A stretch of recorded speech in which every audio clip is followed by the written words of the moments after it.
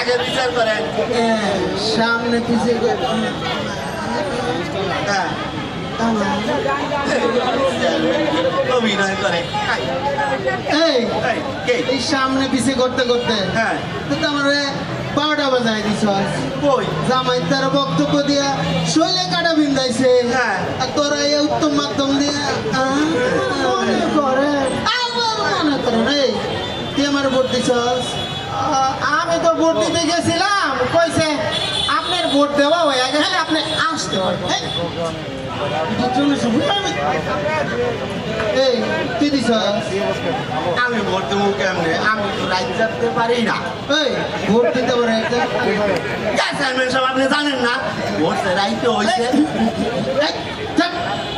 যেহেতু তুইও দেশ নাই তুইও দেশ নাই, হ্যাঁ কেমনে হয়েছি তাও যাই তখন বিচার আমি করতে পারতাম না। কেন ভোট দইব? আমি আমাকে চেয়ারম্যান। এই থাম, এই এলাকার চেয়ারম্যান, এই এলাকার তখন বিচার আমি করতে পারতাম না। এই এলাকার চেয়ারম্যান কিন্তু আপনি সে বিচার করে দিয়ে যান। ও চেয়ারম্যান সাহেব, আরে পায়খানার বিচার বিচার করে দিয়ে যায়। এই আসলে আমাকে দুই ভাইয়ের মধ্যে সম্পদ নেয়া কোনো মারামারি নাই। আমরা আব্বার দুই হান গোলা দুই হান রত্ন বললাম আব্বাই সুশিক্ষা দিয়ে তৈরি করছে আমাকে সম্পদ লইয়া আমাকে মধ্যে কোনো যাবে না।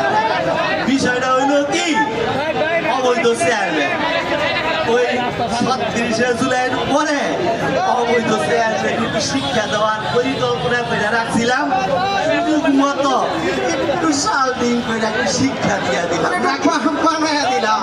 আর আপনাকে কয়া যায় আপনাকে এই এলাকায় কদমতলিতে অবৈধ চেয়ারম্যান বা কাউন্সিলর থাকলে শিক্ষা দিতে পারবেন না।